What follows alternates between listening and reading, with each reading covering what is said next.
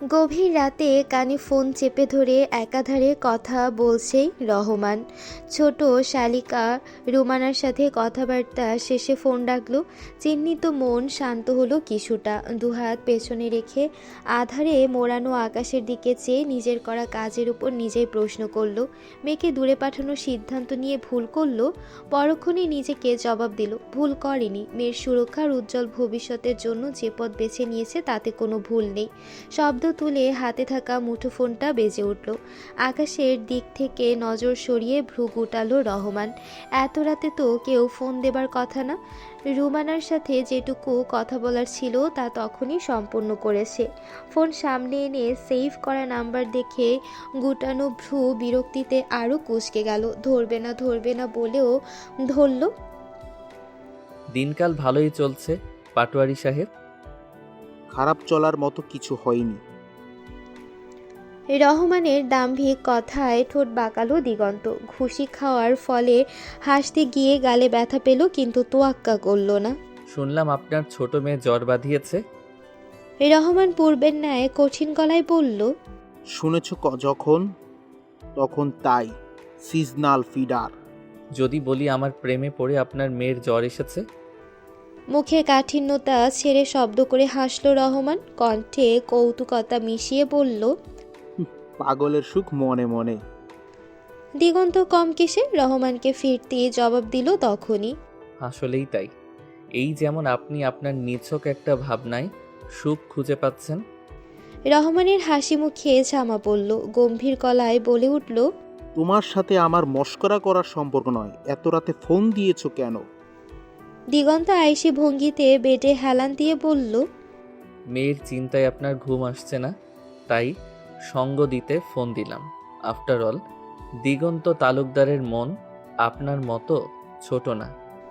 রাগে চোয়াল আট হলো রহমানের। কিছুটা শক্ত কণ্ঠে বলল, ধরলাম মেয়ের চিন্তায় ঘুমাইনি আমি, কিন্তু তুমি রাত জেগে কি করছো? গুন্ডামি, মাতলামি আর অন্যের পিছে লাগা ছাড়া তো কোনো কাজ নেই। চুলে হাত দিয়ে ব্যাক ব্রাশ করতে করতে ঠোঁট জোড়া কিঞ্চিত প্রসারিত করল দিগন্ত। আহা, প্রশ্নটা করে লজ্জায় ফেলে দিলেন যে পাটোয়ারি সাহেব। শ্বশুরের সামনে কিভাবে বলি তার মেয়ে আমার স্বপ্নে এসে বড্ড পীড়া দেয়। রাতকে রাত সে ভয়ে ঘুম আসে না। যদিও আমি লজ্জাশীল না, তবে ম্যানার্স ভালো বলে কথাটা বলতে পারলাম না। গাল ফুলিয়ে বড় শ্বাস ছাড়ল রহমান।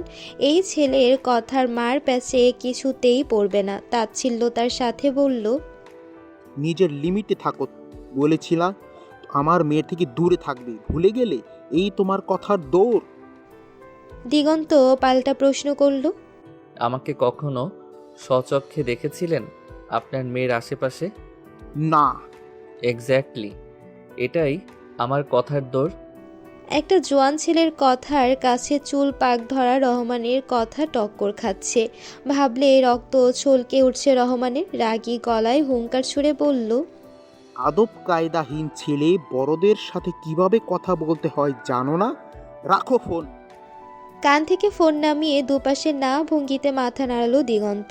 আফসোসের সুরে বলল, কি জ্বালা, দিগন্ত তালুকদারের সাথে কথাই না পেরে লোকটা চেতে গেছে। কয়েকদিন রেস্টে থেকে বেলা এখন পুরোপুরি সুস্থ। আজ ওর রেজাল্ট বেরিয়েছে। পাটোয়ারি বাড়ি আনন্দে মেতে আছে। গোল্ডেন প্লাস এসেছে বেলার। রেজাল্ট পাওয়ার পর থেকে খাওয়া দাওয়া আর আদর যত্নের কমতি নেই। বাবু সেজে সবার আদর সোহাগ দেখছে বেলা।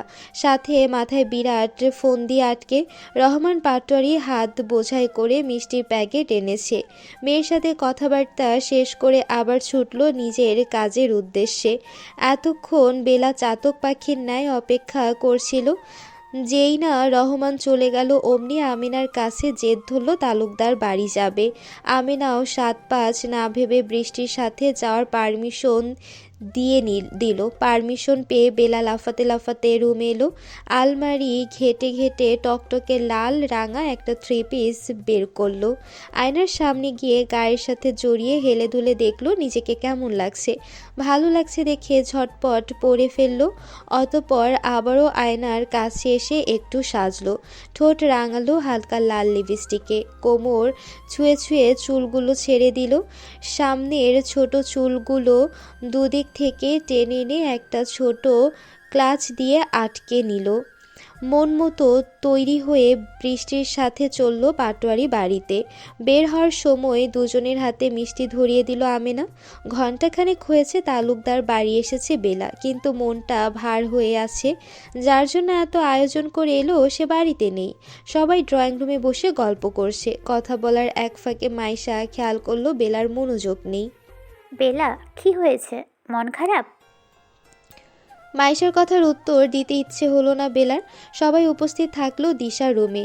ভাত ঘুম দিয়েছে, তাই উঠে দাঁড়িয়ে বলল, তোমরা কথা বলো, আমি বরং দিশা আপুর ঘুম ভাঙিয়ে আসি। বাণী ওকে আটকাতে চাইলে মিতালি থামিয়ে দিল। বেলাকে যেতে বলল। বেলাও আর দাঁড়ালো না, সিঁড়ি বেয়ে উপরের দিকে হাঁটা ধরল। মাইশা কিছুটা অবাক হলো। ও প্রশ্ন করলো, অথচ বেলা শুনে উত্তর দিল না। তবে সবার কথাবার্তার মাঝে ভুলে বসলো এই ছোট ব্যাপারটা। উপরে উঠে দিশার রুমের সামনে সে থামলো বেলা। হাট খোলা গেট দিয়ে দেখলো ভেতরের দিকে। হাত পা ছড়িয়ে ঘুমাচ্ছে দিশা। তা দেখে আবার হাঁটা ধরল বেলা। দোতলার সবচেয়ে শেষের রুমে সে থামলো আবারও। ভিড়ানো দরজাটা হাত দিয়ে ঠেলা দিল। খুলে গেল দরজাটা। গটগট পায়ে রুমের ভেতরে এলো বেলা। চোখ ঘুরিয়ে ঘুরিয়ে পুরোটা দেখলো। অতপর মুখ ফুটে দুঃখী গলায় বলল, রুম আছে, কিন্তু রুমের মানুষটা নেই। কত তালবাহানা করে এলাম, কাজের কাজ কিছুই হলো না। পুরো রুম বেলকনি ঘুরঘুর করলো বেলা। পরিপাটি ঘর দেখে মুখ ভ্যাটকালো। দিগন্তের অ্যাশট্রের কাছে এসে ঠোঁট কামড়ে ধরে তাকিয়ে থাকলো কিয়ৎক্ষণ। অতপর হাত উঠিয়ে আলতো ধাক্কা দিয়ে মেঝেতে ফেলে দিল সেটা। ট্রেতে জমা থাকা সিগারেটের ছাইগুলো ফ্লোরের কিছু জায়গায় ছড়িয়ে গেল। তা দেখে হাসলো বেলা। পা ঘুরিয়ে এলো কালো কাউসটার কাছে। একটা সাদা শার্ট রাখা সেখানে। হাতে তুলে নিল সেটা। ছোট ছোট পা ফেলে দিগন্তের বেডসাইড টেবিল থেকে নীল মার্কারটা নিল। মেঝেতে হাঁটু গেড়ে বসে ভাঁজ করে রাখা শার্টটা খুলল পুরোপুরি। মার্কার হাতে ইচ্ছে মতো আঁকিবুকি করলো তাতে। শেষ করে মুখের সামনে তুলে ধরল। ঠোঁট জুড়ে খেলে গেল বিস্তর হাসি। অতপর শার্টের এক জায়গায় টুপ করে ঠোঁটের ছাপ বসিয়ে দিল। হালকা লিপস্টিক দেওয়ার কারণে সাদা শার্টে সেটা স্পষ্ট বোঝা গেল না। তা দেখে হাস্যরত মুখ কালো হলো। কান্না এলো বেলার। শার্টটা সেখানেই ফেলে রেখে ধুপধাপ করে দৌড় লাগালো দিশার ঘরের দিকে। এসে দিশাকে ধাক্কাধাক্কি করে ডাকলো, কিন্তু দিশার ঘুমের কাছে বেলার সে ডাক হার মানলো। দিশাকে ছেড়ে দিয়েও ড্রেসিং টেবিলের কাছে এসে হাতড়ে সব জায়গা দেখলো বেলা। অবশেষে নিচের ড্রয়ারে এসে পেল একটা লাল লিপস্টিক। গাঢ় করে ঠোঁট রাঙিয়ে পুনরায় ছুটল দিগন্তের রুমের দিকে। রুমে এসে ফেলে রাখা শার্ট হাতে নিয়ে পূর্বের জায়গায় ঠোঁট ছোঁয়ালো। এবার ঠিক আছে, দাগে স্পষ্ট বোঝা যাচ্ছে দেখে মন খুলে হাসলো। যেভাবে গুছিয়ে রাখা ছিল সেভাবে গুছিয়ে কাউচের উপর রাখলো। উল্টো ঘুরে রুম থেকে চলে যাওয়ার জন্য কয়েক পা আগাতেই খট করে শব্দ ভেসে এলো। চলন্ত পাদয় থেমে গেল মুহূর্তে। শব্দের উৎসের দিকে চোখ ঘুরাতেই মাথায় বাজ পড়ল বেলার। চোখ বড় বড় করে চেঁচিয়ে উঠল, আপনি কখন এলেন? টাওয়াল দিয়ে মুখ মুছতে মুছতে ওয়াশরুম থেকে বের হচ্ছিল দিগন্ত। বেলার কণ্ঠস্বর কানে লাগতেই চোখ পড়ল ওর দিকে। মিনিট খানেক সময় নিয়ে দেখলো ওকে। অতপর বলল, আমার রুমে কি করছিস? বেলা চোখ ছোট ছোট করে দিগন্তের দিকে এক আঙ্গুল তাক করে বলল, আগে না আমি প্রশ্ন করলাম, উত্তর দেন। নিজেদের মধ্যকার দূরত্বটুকু মিটিয়ে বেলার সামনাসামনি এলো দিগন্ত। ভ্রু নাচিয়ে বলল, বেশি সাহস দেখাচ্ছিস না? বেলা দুঠোঁট নাড়িয়ে উচ্চারণ করল, না তো, আমি এই গেলাম আর আসলাম, এর মাঝে আপনি হুশ করে উড়ে চলে এলেন কেন? দিগন্তের নজর আটকালো বেলার নাড়িয়ে নাড়িয়ে কথা বলা গাঢ় লালচে অধরের দিকে। সেখান থেকে চোখ সরিয়ে নিয়ে ধমকের স্বরে বলল, ঠোঁটে কি দিয়েছিস? বিচ্ছিরি লাগছে। দিগন্তের এহেন মন্তব্য ভেতরে ভেতরে দাগ কাটল বেলার। বাইরে তার ছাপ পড়ল না, সোজা বলল, আপনার জন্য দেইনি, যার জন্য দিয়েছি তার ভালো লাগলেই চলবে। দেখছেন না সেজেছিও। বেলা কিঞ্চিত ভাব নিয়ে খোলা চুলগুলো হাত দিয়ে নাড়ল বেলা। শান্ত চোখ জ্বলে উঠল দিগন্তের। হাতের ভেজা টাওয়ালটা সজোরে মেঝেতে ফেলে দিল। তড়িৎ গতিতে বেলার চোয়াল চেপে ধরে বুড়ো আঙ্গুলের সাহায্যে লিপস্টিকটা মুছে দিতে চাইল। কিছুটা ওর আঙ্গুলে উঠল, বাকিটুকু বেলার ঠোঁটের চারপাশে ছড়িয়ে গেল। হিসিয়ে বেলাকে বলল, মুখে খুব খই ফুটেছে, অসভ্য মেয়ে। আর কখনো এসব দেখলে আগুন লাগিয়ে দিব। বেলার কোনো ভাবাবেগ নেই। দিগন্তের রাগান্বিত মুখপানে চেয়েছিল এক দৃষ্টিতে। নাক শিরশির করল, নেত্রদয় ছাপিয়ে গেল পানিতে। টলমলে চোখে ধরা গলায় বলল, রেজাল্ট পাওয়ার পর থেকে আম্মুর ফোন হাতে নিয়ে বসেছিলাম, এক মুহূর্ত কাজ ছাড়া করিনি। কান্নার বেগ বাড়তে চাইল বেলার। ঠোঁটে ঠোঁট চেপে আটকা আটকা গলায় বলল, এতক্ষণ এত কথা বললেন, কিন্তু যেটা বলার ছিল সেটা বলেননি। হাতের জোর ঢিলা করল দিগন্ত। শান্ত গলায় বলল, বেলা, কাঁদবি না। দিগন্তের বলতে দেরি হলো না। এদিকে বেলার চোখ ঘুরিয়ে টুপটাপ করে অশ্রুবিন্দু ঝরে পড়তে লাগলো। বিদ্যুৎ পৃষ্ঠের ন্যায় ঝলকে উঠল দিগন্তের অন্তঃস্থল। দিশেহারা হলো সে। বেলার দুগাল আঁকড়ে ধরে আদরে গলায় বলল, চুপ, কাঁদবি না। তোর কান্না আমার জন্য ক্ষতিকর। এবার কান্নার সাথে হেঁচকে উঠল বেলার। দিগন্ত ফাঁকা ঢোক গিলল। কণ্ঠ খাদে নামিয়ে মোলায়েম স্বরে বলল, হুশ, কান্না থামা সোনা, আমি এলোমেলো হয়ে যাই। বেলা হেঁচকি আর কান্নার মাঝে থেমে থেমে বলল, আপনি খারাপ। সায় জানিয়ে ঠান্ডা গলায় বলল দিগন্ত, খুব খারাপ। বলেননি কিছু। সময় হলে বলবো। বৃষ্টি বলেছেন আমার লিপস্টিক নষ্ট করেছেন। বেলার কান্নারত মুখাবয়ব আর কণ্ঠস্বর বেকাবু করে ফেলল দিগন্তকে। ভেতরের অস্থিরতা চূড়ান্ত পর্যায়ে। সাথে বেলার অভিযোগগুলো ওর ভিত নাড়িয়ে দিতে সক্ষম। সহসা বেলা মুখে সামনে নিজের দাবাং হাতটা আলগোছে মেলে ধরল। মুখ নামিয়ে বেলার ঠোঁট বরাবর নিজের হাতে ওপরেই চুমু এঁকে দিল। অতঃপর বেলার কপালে কপাল ঠেকিয়ে গভীর স্বরে বলল, ভুল করেছি সোনা, চুপ কর প্লিজ। আমার সহ্যের বাঁধ ভেঙে যাচ্ছে। তোর কান্নারত এই রূপ আমার দুর্বলতা। দিগন্তের কাজে আর কথায় নিঃশ্বাস ভারী হয়ে উঠেছে বেলার, কিন্তু চোখের পানি থামাতে পারছে না। নিচ থেকেই গড়িয়ে চলেছে। সাথে একের পর এক হেঁচকি তো আছেই। দিগন্ত দাঁত মুখ খিচিয়ে ধাক্কা দিয়ে দূরে সরিয়ে দিল বেলাকে। পাগল করে দিয়েছে ওকে। হাত উঠিয়ে পেছনের দিকের চুল খামচে ধরে রাগী গলায় বলল, উফ, কান্না থামাচ্ছিস না কেন? আর আসবি না আমার আশেপাশে, বেয়াদব একটা। কেঁদে কেটে আমাকে, এই দিগন্ত তালুকদারকে সিরিয়াস করছিস, অসভ্য মেয়ে মানুষ। বলে ঝটপট পা চালিয়ে রুম ছেড়ে চলে গেল বাইরে। বেলা আগের জায়গায় চুপচাপ দাঁড়িয়ে থাকলো। অবশেষে আবারও কাউচের কাছে গিয়ে দিগন্তের সাদা শার্টটা হাতে নিল। ঠোঁটের চারপাশে ছড়িয়ে থাকা লিপস্টিকগুলো সেই শার্টে মুছল। অতঃপর সেটা এনে দিগন্তের বেডের উপর এলোমেলোভাবে রেখে চোখের পানি মুছে নিচে যাওয়ার জন্য পা বাড়ালো। তোর চোখ মুখের অবস্থা এরকম কেন? দেখে মনে হচ্ছে কেঁদেছিস। নিচে নামতেই বেলার চোখ মুখ ভালোভাবে পরখ করে প্রশ্ন ছুড়ল বৃষ্টি। বেলা ধপ করে বৃষ্টির পাশে বসলো। কাঁদবো কেন? দিশা আপুর ঘুম মারাত্মক করা। ডাকতে ডাকতে আমার চোখ মুখের অবস্থা খারাপ করে ফেললাম, তাও ভাঙাতে পারলাম না। মিতালি বেলার কাছে এসে ওর মাথায় আদর করতে করতে বলল, ওটা ওরকমই, ঘুমালে আর দিন দুনিয়ার হোঁশ থাকে না। এত কষ্ট করতে গেলি কেন? নাজেহাল হয়ে এলি শুধু শুধু। বেলা আর চোখে ড্রয়িং স্পেসের পুরোটাতে নজর বোলালো। দিগন্তের ছায়ারও দেখা নেই। একটা স্বস্তির শ্বাস টেনে আর একটু আয়েশ করে বসলো।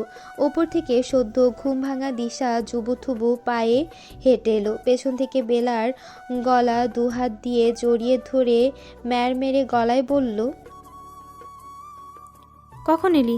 আমাকে ডাকবি না? রেজাল্টে তো কোপ মারছস, চল ট্রিট দিবি। বেলা অসহায় মুখে বলল, ডাকলাম তো কত করে, তোমার যে ঘুম, বাবা চুরি করে নিলেও টের পাবা না। বেলাকে ছেড়ে মেকি হাসলো দিশা, মাথা চুলকিয়ে ক্যাবলার মতো বলল, ডেকেছিলি? আসলে ঘুমের মাঝে স্বপ্নের দেশে ভেসে যায় তো, তাই কিছু টের পাই না। দিশার বলা ভঙ্গিমা দেখে মিতালি, বৃষ্টি, বাণী আর মাইশা হেসে দিল।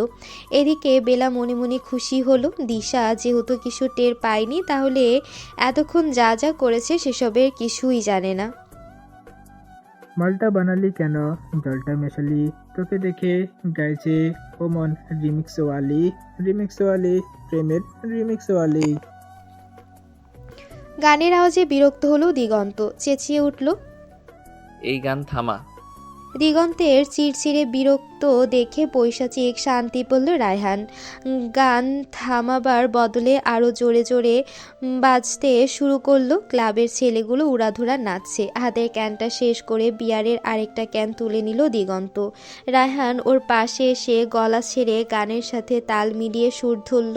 ওর সাথে তোকে বানিয়েছে আলি, তোকে দেখে গাইছে যে মন রিমিক্সওয়ালি। ঠুমকা লাগালি রূপের বিজলি গিরালি, তোকে দেখে গাইছে মন রিমিক্সওয়ালি। ও তোকে দেখে হাই হাই, তোকে দেখে দেখে গাইছে রিমিক্সওয়ালি। মাত্র অতিরিক্ত বিরক্তি নিয়ে হাতের ক্যানটা রায়হানের দিকে ছুঁড়ে মারল দিগন্ত। গান থামাতে বলেছি না? এক অশান্তিতে পড়ে আছি, আরেক অশান্তিময় গান জুড়ে দিয়েছিস, হারামজাদার দল। রায়হান ক্যানটা ক্যাচ করে ভ্রু নাচিয়ে বলল, কোথায় অশান্তি হচ্ছে একবার বল ভাই, এখনই ডাক্তারের কাছে নিয়ে যাচ্ছি, বেস্ট চিকিৎসা দিবে। দিগন্ত তেরা গলায় জবাব দিল। চুদুর বুদুর আলাপ মারাও। দিগন্ত বসা থেকে উঠে রায়হানের পায়ে জোরে লাথি বসালো। রায়হান চোখ মুখ কুঁচকে বলল, সবসময় আমার সাথে লাফালাফি করিস কেন বেটা? আমি তোর শুভাকাঙ্ক্ষী বউ না, পা সামলাই রাখবি এখন থেকে। বলতে না বলতে আবারও একই জায়গায় লাথি পড়ল। দাঁতের দাঁত চেপে বলল, শালা ইতর, এই পা নিয়ে বউ খুঁজবো? বউ খুঁজতে যাব কাল? আজ ভেঙে গেলে তুই আজীবন বেলার থেকে দূরে ভাগবি আর অশান্তি ভুগবি। দিগন্ত গম্ভীর গলায় বলল, কোথায় যাবি? চট্টগ্রাম। কাল বউ নিয়ে ফিরবো, পুরো চট্টগ্রাম তন্নতরে করে খুঁজবো, প্রয়োজন পড়লে টর্চ লাইট সহ তোকে নিয়ে যাব। যা কিছুই নে, বউ পাবি না। ব্যথাতুর মুখে ভ্রু কুঞ্চিত হলো রায়হানের। দিগন্তের দিকে প্রশ্ন ছুড়ল। কেন পাবো না? ভাব গম্ভীর গলায় পকেটে হাত গুটে শটান হয়ে দাঁড়িয়ে দিগন্ত বলল, আমি বলেছি তাই। আগে নিজের ক্যারিয়ার গোছা, তারপর বউয়ের দেখা পাবি। অবাক হলো রায়হান, বিস্মিত গলায় বলল, কি বলছিস? ফর দ্য ফার্স্ট টাইম বিগত তালুকদার কাউকে বলছে কেরিয়ারের কথা? দিগন্ত একটা বড় শ্বাস টেনে বলল, বলছি, গুন্ডামি করে বউ পালতে চাইলে সারা জীবন হারিকেন দিয়ে খুঁজেও বউ পাবি না। তুই হঠাৎ আমার কেরিয়ার নিয়ে পড়লি কেন? দিগন্ত ঘাড় ঘুরিয়ে রায়হানের দিকে তাকিয়ে বলল, তোর উজ্জ্বল ক্যারিয়ারের উপর আরেকজন ডিপেন্ড করবে। নিজের জীবন না গোছালে তার জীবন গুছিয়ে দিতে পারবি না। ভাবুক হলো রায়হান। দিগন্তের কথার মানে বুঝতে সময় নিল। দিগন্ত ওর হাত থেকে বিয়ারের ক্যানটা টেনে নিয়ে বাকি ছেলেদের সাথে আড্ডা দেওয়া শুরু করলো। আপাতত সব ভুল এসবেই ডুবিয়ে রাখলো নিজেকে। সারাদিনের ক্লান্ত শরীর নিয়ে বাড়ি ফিরল রহমান। বেতের সোফায় গা ছেড়ে হাঁক ছুড়ল বেলার, বৃষ্টির নাম ধরে। আমেনা ঠান্ডা পানির গ্লাস হাতে রহমানের কাছে আসলো। রহমান পানি পান করে গ্লাস আমিনার সামনে দিতে দিতে বলল, মেয়েরা এলো না যে, ঘুমিয়ে পড়ছে? আমিনা জবাব দিল, ওরা আপার বাড়ি গিয়েছে। সন্ধ্যার আগে আসতে চেয়েছিল, কিন্তু আপা ছাড়েনি। গিয়েছে যখন।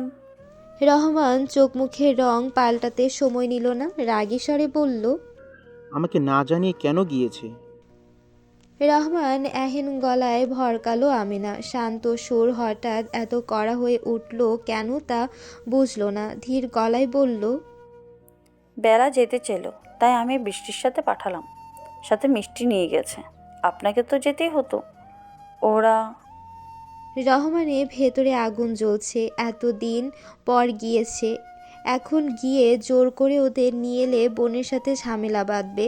তাছাড়া ওটা এখন মেয়ের শ্বশুরবাড়ি। হুট করে গিয়ে বেলাকে নিয়ে এলে ও বাড়ির লোকেরা ভালো চোখে নিবে না। দিগন্তের কথা ভেবে মাথায় দুশ্চিন্তারা জটলা পাকতে শুরু করলো। ধমকের স্বরে আমিনাকে বলল, আমার কাজ আমি বুঝবো। আর কখনো যদি দেখেছি আমাকে না বলে বেলা ও বাড়ি গিয়েছে, তাহলে তোমার কপালে শনি আছে। আমার মেয়ে যতদিন বাড়িতে আছে ততদিন ওর খেয়াল রেখো ঠিকভাবে। রেজাল্ট দিয়ে দিয়েছে, কদিন পরে ওকে রুমানার ওখানে পাঠিয়ে দেব। আমিনার বিস্মিত হয়ে জিজ্ঞেস করলো, পাঠিয়ে দিবেন মানে কি বলছেন? বেলা রংপুর ক্যান্টনমেন্টে পড়বে। রহমানের কথা শুনে আমিনা আকাশ থেকে মাটিতে আছাড় খেলো যেন। কিছুটা ভীত কণ্ঠে এনে বলল, বেলা তো ঢাকা ক্যান্টনমেন্টে পড়তে চায়, রংপুর কেন? মেয়ে মানুষকে এত পড়তে হবে না। আমার মেয়ে আমার কাছে থেকে যতটুকু পড়বে। আমিনার কথা সম্পূর্ণ করতে দিল না রহমান। চোখ গরম করে তার দিকে তাকালো, ভারী গলায় বলল, বাকি দুই মেয়েকে নিজ স্বপ্ন বেছে নেওয়ার স্বাধীনতা দিয়েছিলাম। ওরা যতটুকু চেয়েছিল ওদেরকে এগিয়ে দিয়েছি। বেলাও যা চাই তাই দিব, কিন্তু আমার কথার বাইরে যেতে পারবে না।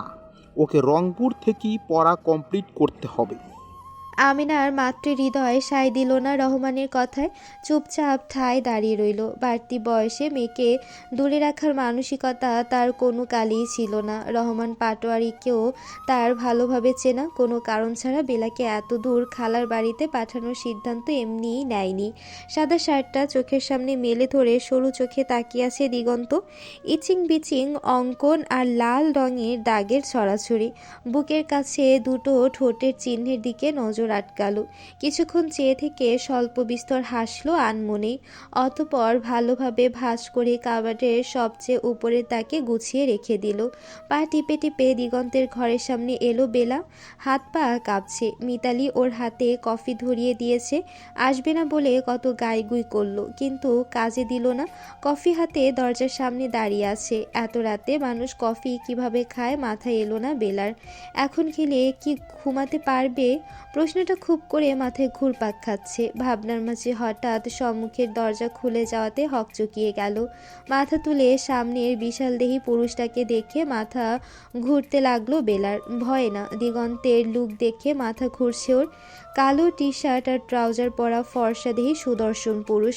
হাতের মাংসল পেশিগুলো দৃশ্যমান, চুলগুলো এলোমেলো হয়ে আছে। ঢোক চাপার সময় গলার মাঝের অংশটাতে নজর আটকাতেই বেলার মাথা ঘোরার বেগ দ্বিগুণ বেড়ে গেল বেলার। হাতে থাকা কফির মগটা কাঁপছে ভীষণভাবে। দিগন্ত দুই ভ্রুর মাঝে ভাঁজ ফেলে হেলতে দুলতে থাকা বেলাকে দেখছে। গরম কফি ওর হাতের উপর পড়তে নিলে কফির মগটা ছট করে নিজের হাতে টেনে নিয়ে ধমকে উঠল, এই বেয়াদব, এরকম দুলছিস কেন? বেলা মাথায় হাত রেখে বলল, আমি দুলছি না তো, আমার আশেপাশে সবকিছু দুলছে। কি?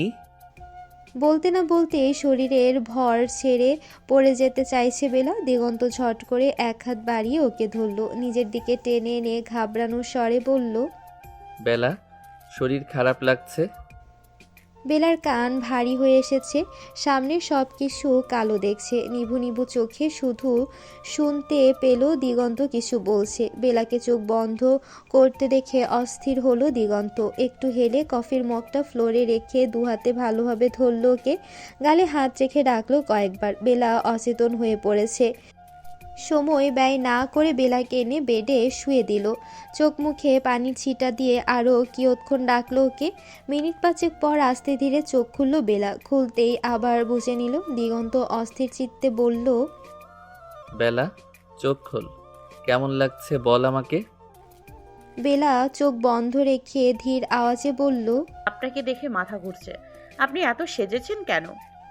এহেন পরিস্থিতিতে বেলার কথা শুনে দিগন্ত বোকা বনে গেল। মুখ কুঁচকে নিয়ে ধমকের সুরে বলল, হোয়াট? কি বলছিস?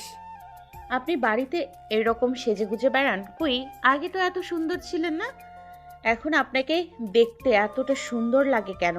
মাইশা আপুও এ বাড়িতে থাকে, আপনিও এখন ইচ্ছে করে সেজে গুজে বেড়ান, তাই না? বেলার কথা শুনে দাঁতে দাঁত পিষল দিগন্ত। হুট করে ওর চেতনা হারাতে অনেকটা ভয় পেয়েছিল। একটা বড় শ্বাস টেনে নিজের মধ্যে থাকা উদ্বিগ্নতা ছেড়ে ফেলল। অতঃপর বেলার হাত ধরে ওকে এক ঝটকায় শোয়া থেকে বসিয়ে দিল। হাতে টান খেয়ে চোখ খুলল বেলা। দিগন্তের দিকে চোখ পড়তেই অবাক হলো। চোখ জোড়া লাল হয়ে গিয়েছে। একটা শুকনো ঢোক গিলে বলল, একটা কথা বলবো? দিগন্ত ধমকে বলল, না, বের হ রুম থেকে। তোকে না বলেছিলাম আমার আশেপাশে আসবি না? দিগন্তর কথা শুনতে চাইছে দেখে বেলার জেদ বাড়ল। গাল ফুলিয়ে বলল, আমি বললাম না একটা কথা বলবো, বলবো মানে বলবোই। দিগন্ত শক্ত কণ্ঠে বলল, তোর মতো বেয়াদব মেয়ের কোনো কথা আমি শুনবো না। আমি তাও বলবো। দিগন্ত গরম দৃষ্টিতে তাকালো বেলার দিকে। বেলাও শক্ত চোখে দিগন্তের দিকে তাকিয়ে আছে। জেদি গলায় বলতে শুরু করলো, আপনাকে আমার ভালো লাগে। আপনি মাইশা আপু থেকে দূরে থাকবেন। গরম চোখ জোড়া নিভে গেল দিগন্তের। দুহাত বুকে চেপে ভাব গম্ভীর গলায় বলল, তোর কথায়? বেলা সোজা উত্তর করল, হ্যাঁ। তোর বাপ আবার আমাকে বলেছে তোর থেকে দূরে থাকতে। আমি দূরেই আছি। বাপ মেয়ে দুটোর এত সাহস, আমার উপরে হুকুম চালানোর চেষ্টা করিস? বেলা চোখ টলমলে হলো। তেরা গলায় বলল, আব্বু কিছুই বলেনি। আপনি মাইশা আপুর জন্য ইচ্ছে করে এসব শোনাচ্ছেন আমাকে। কড়া স্বরে আওড়ালো দিগন্ত, আরেকবার মাইশাকে টেনে কিছু বললে থাপড়ে দাঁত নড়িয়ে দিব। চোখের পানি ছেড়ে দিল বেলা। ফুঁসে উঠে হাঁটু গেড়ে দিগন্তের কাছাকাছি এলো। ওর বুকের কাছের টি শার্ট এক হাতে জোরে মুঠো করে ধরে চিবিয়ে চিবিয়ে বলল, বলেছি না আপনাকে আমার ভালো লাগে। ভালো লাগে মানে বুঝেন না? ভালো লাগে মানে ভালো লাগে। কেন মাইশা আপুর সাথে আপনার বিয়ে দিতে চেয়েছিল দাদি? মাইশা আপু ভালো মেয়ে না, আপনার সাথে মানাবে না। একদম বাজে লাগবে। বাজে মানে বাজে, খুবই বাজে লাগবে। আমি ভালো মেয়ে। কথাগুলো এক নিঃশ্বাসে বলছে আর কাঁদছে বেলা। শেষ হতেই হেঁচকি উঠে গেল। দিগন্ত নীরের চোখে বেলার মুখের দিকে তাকিয়ে আছে। মুখ ভঙ্গিমা একদম শান্ত স্বাভাবিক। বেলা ওকে ছেড়ে ধূপধাপ পা ফেলে চলে গেল। বেলা চলে যেতেই দিগন্তের অধরে আবারও খেলে গেল স্বল্প হাসির ঝিলিক। জুনায়েদ তালুকদার আর জয়নাল তালুকদারের সহ বাড়ির সবাই একসাথে রাতের খাবার খাচ্ছে। দিগন্ত বাদে তালুকদার বাড়ির প্রত্যেকে রয়েছে।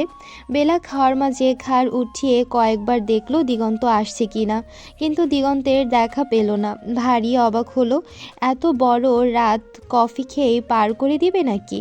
খাওয়ার ফাঁকে ফাঁকে বেলা আর বৃষ্টির সাথে ভালো মন্দ কথা বলছে বাড়ির দুই কর্তা। মিতালি আর বাণী ছোটাছুটি করে কার কি লাগবে তা দেখছে। দিহানের পাশে দিশা বসেছে। এক লোকমা খাবার মুখে পুরে মিনিটের পর মিনিট পেরিয়ে যাচ্ছে, কিন্তু ওর খাওয়া শেষ হচ্ছে না। টেবিলে রাখে ফোন এক হাত দিয়ে স্ক্রল করছে আর খাচ্ছে। দিশার কাজ দেখে ওর মাথায় বাড়ি মারল দিহান। অনেকটা জড়িয়ে মেরেছে। সহসা খেকি উঠল দিশা। দিহানের দিকে রাগি চোখে তাকিয়ে বলল, মারলা কেন? দিহান ভাবলেশীন ভাবে খেতে খেতে উত্তর দিল, ফোন রেখে আগে খাওয়া শেষ কর। সব খাবার শয়তানের পেটে চালান দিচ্ছিস। কামাই করার ঠেলা বোঝানিস বেকুব? আমাকে খাওয়ার খোটা দিচ্ছ? দিহান মুখ ভেঙচিয়ে নিজ খাওয়া মনোযোগী হলো। দিশার আউল ফাউল প্যাচাল শুরু হবে এখন, তাই কথা না বলাই ভালো। দিহানের কাছে পাত্তা না পেয়ে দিশা ফুঁসতে ফুঁসতে মিতালির দিকে তাকালো। কি আজব, আমাকে বিয়ে দিচ্ছ না কেন তোমরা? জামাই নেই বলেই তোমার ছেলে এভাবে অপমান করতে পারলো। মাইশা পাশ থেকে দিশাকে গুতা দিয়ে ফিসফিসিয়ে বলল, বড়রা আছে, একটু তো শরম করো। দিশার বিরস মুখে বাপ চাচাকে দেখলো। ওরা খাওয়া শেষ করে একে একে বেসিনের কাছে চলে যেতেই দিশা মুখ লটকিয়ে বলা ধরল, আম্মু, তোমাদের বিয়ের পর একটা মেয়ে হয়েছিল। দিশা নামের একটা মেয়ে তোমার ঘরে বড় হচ্ছে, চোখে দেখো না? বিয়ে কবে দিবা? একটা জামাইয়ের অভাবে মেয়েটা আজ সবার কাছে অবহেলিত। দিশার দুঃখের কথা শুনে উপস্থিত সবাই হুহা করে হাসলো। মিতালি দিশার পাতে খাবার দিতে দিতে বলল, তোর বাপ আমাকে বিয়ে করতে আসছিল বলে আমি করেছি।